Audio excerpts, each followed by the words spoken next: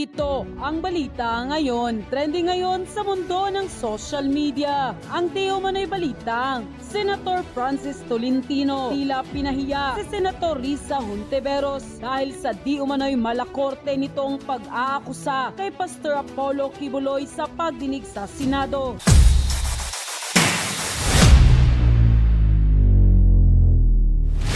At ito na nga mga kababayan, kahit tila tinutulan na ng kapwa senador, Senador Risa Hontiveros, tila nagpupumilit pa rin na padaluhin si Pastor Apollo Kibuloy sa pagdinig sa Senado matapos ang bagong pahayag nito kung saan maninindigan nito na may kapangyarihan ng Senado na papuntahin ang isa sa mga akusado sa mga aligasyong inilatag sa kanyang committee dahil ayon sa senadora, hindi raw siya mas mataas pa sa Senado, sa Pangulo at sa batas ng bansa si Pastor Apollo Kibuloy, kaya't nararapat lamang raw na sumunod ito sa ipinag-uutos ng kanyang committee. Ngunit sa kabila ng kanyang panibagong banat, tila tinabla naman ito ng kanyang kapwa senador na tila ipinamukha sa kanya na hindi dapat gawing korte ang Senado. Ito'y matapos magbigay ng pahayag Senator Francis Tolentino na dating chairman ng Blue Ribbon Committee. Ayon sa senador, walang karapatang magparusa sa tao dahil di umano korte ang Senado. Kailangan igalang ang pangunahing karapatang pangtao ni Pastor Apollo Kibuloy at dapat panindigan ang kondisyong ito sakaling pumili siyang dumalo sa investigasyon ng Senado sa mga naiulat na pang-aabuso di umano ginawa sa kababaihan at sa mga kabataan. At naniniwala din ang senador ang mga karapatan ni Pastor Apollo Kibuloy bilang isang Pilipino at bilang isang individual ay dapat kilalanin ng committee na humahawak sa pagdinig sa kanyang mga kaso. At kung gusto ni Kibuloy na ituloy ang legal na aksyon sa paglapit sa Senado, walang makakapigil sa kanya. Dagpa ng senador, huwag insultuhin, hindi igalang o tratuhin man lang siyang may kasalanan dahil nasa korte ang desisyong iyon at hindi tinatakda ng isang committee. Idiniin pa ng senador, what we do in the Senate is investigate in the aid of legislation. Hindi tungkulin ng Senado na magkundina. Siya ay may parehong pangunahing karapatang pantao. Let's respect that right. Unquote. Ito nga ang naging sagot ni Senator Francis Tolentino matapos tanungin patungkol sa pagpapaaresto o subpoena at contempt ni Pastor Apollo Kibuloy na ang gawain ng Senado ay ang mag-imbestiga lamang just to aid the legislation at hindi gawain ng Senado magpakulong o magpaaresto dahil kahit sino man o ano man ang katayuan, lipunan na pinatawag sa pagdinig ay may karapatan na dapat galangin ng mga senador. Samantala, hindi naman mapigilan ng marami sa ating mga kababayan na magbigay ng kanilang hinaing at komento sa mundo ng social media. At ayon pa sa kanila,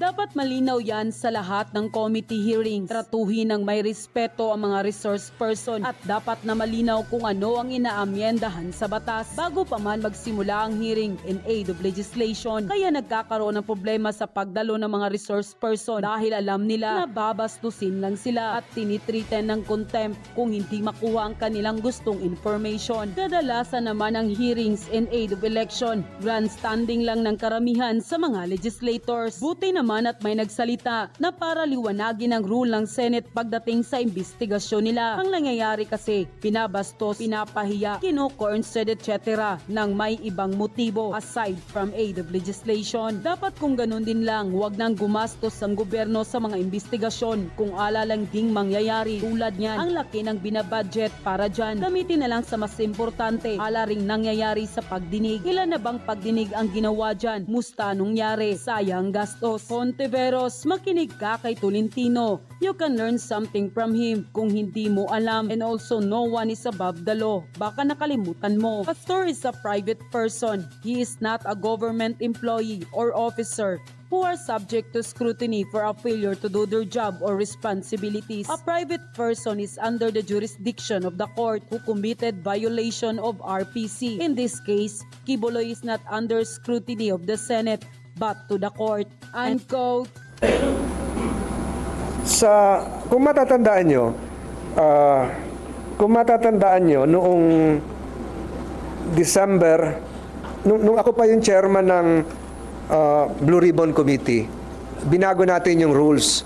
And the rules as amended, would apply likewise to persons cited in contempt.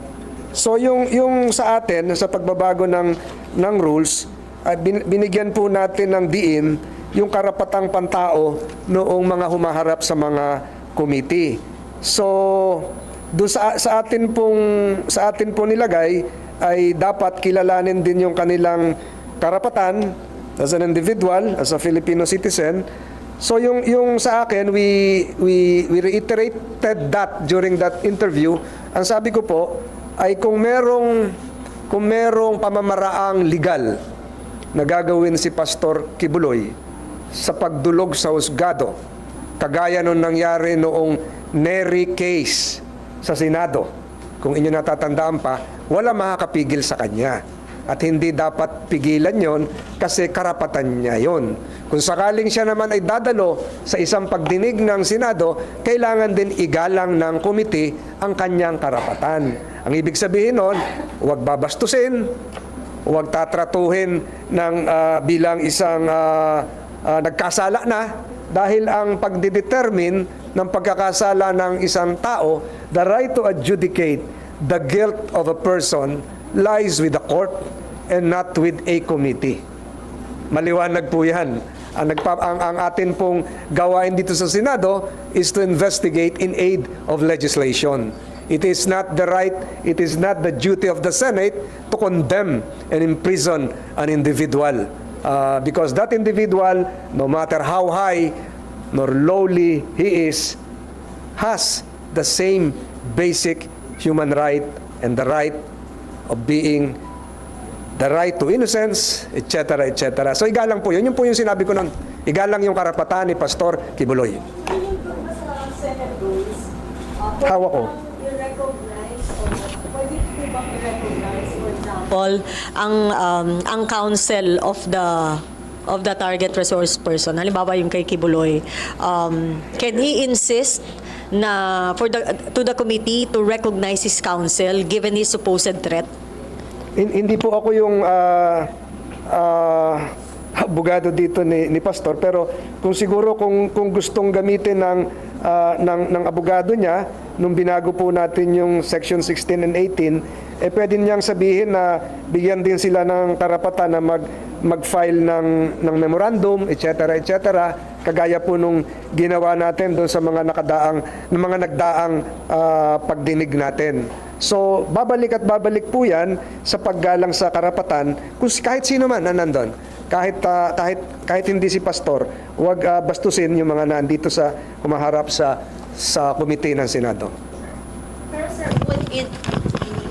if the Senate heads to what Pastor Kibuloy wants na non-appearance, would this not set a bad precedent to other personalities who would be invited by the Senate? Hindi ko alam po yung dahilan niya eh. Hindi naman ako yung So this should be case-to-case basis? Correct.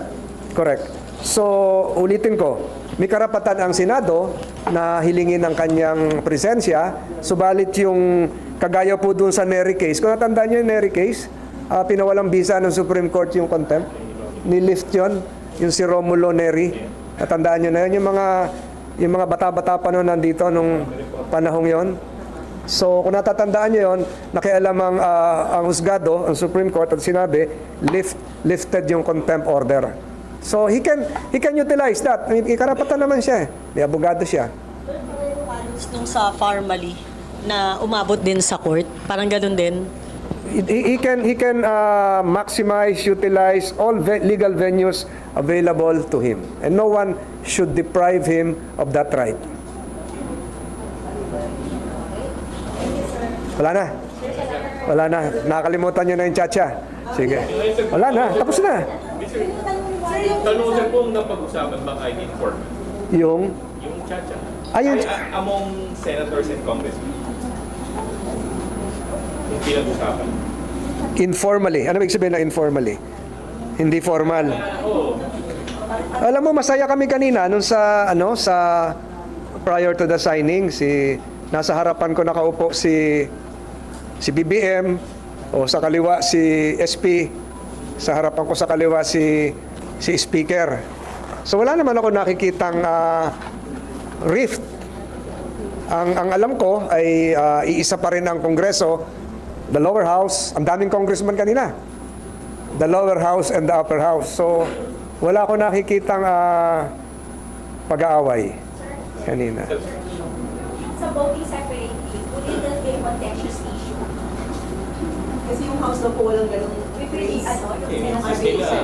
Sa kanila, Well enshrined ang bicameralism sa ating sistema.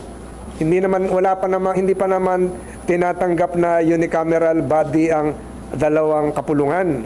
Kaya even without mentioning that, voting separately yon. Pero how would you deal with this stand ng Kongreso? Ulitin ko ha. 3 lang ang modes ng pag-amend ng saligang batas. 1, Constitutional Convention. 2, Constituent Assembly. 3, People's Initiative. Itong nangyayari ngayon, this is pursuant to a 4th mode coming from a commentary of the late Father Bernas. So, the lower house, by invoking the 4th mode, yung resolution of both houses number 7, is in effect saying that we are going to utilize the 4th mode, but even if the resolution is silent as to the manner of voting, the 4th mode speaks of voting, implies voting separately because of the bicameral nature of our Congress.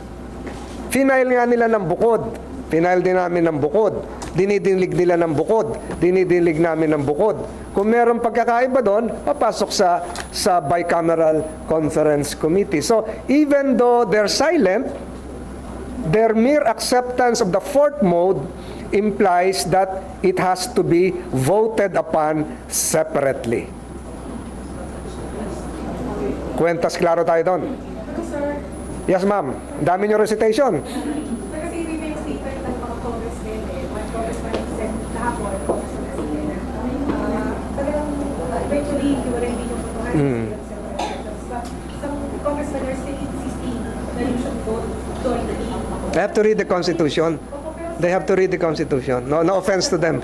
Kaya nga, sir, so parang wala yung apprehensions, yung mga worries ng Senate, o yung mga unnecessary lang ng mga worries, unnecessary worries. Dapat po magkaroon ng categorical statement coming from the speaker na hindi, voting separately talaga para bago sila. It doesn't follow. After the adoption, ulitin ko ha, no need to rush. Senate approves RBH 6 without a self-imposed deadline. RBH 7 approved by the lower house, even with a self-imposed deadline, it would have to be reconciled in a bicameral conference committee, and the end product would be submitted to the people in a plebiscite called for the purpose of approving or rejecting the same. Ultimately, yung tao rin na magde-decide nito eh. Di ba? Pass your paper na kayo. Sir, yung Senate submitting, have you attended the past 3 hearings ng subcommittee? Matatapos po ba na... Nakatatlo na ba? Dalawa pa lang? Hindi, yung una kasi yung general provisions eh. Okay. Pero yung sa businesses, ito. Matenda ko nung business and education. So far, sir, Although not the entirety. from what you've heard, ano yung mas malamang to amend? O, di ba may sinasabi parang Kailangan ng 18 votes ng Senado. Kailangan ng 18 votes whether to amend or not. so personally po, madami din sa mga narinig mo, saan matitulad? Marites na yon. Hindi, ikaw nga yun eh. Mariposa yon. Yes, sir. From your point of view, mas madami nang sumusuporta sa to amend it o huwag muna, it's not the right time? Palagay ko mas maraming sumusuporta. Yes, hindi ko lang alam kung na-reach na yung threshold na 18 o kulang pa.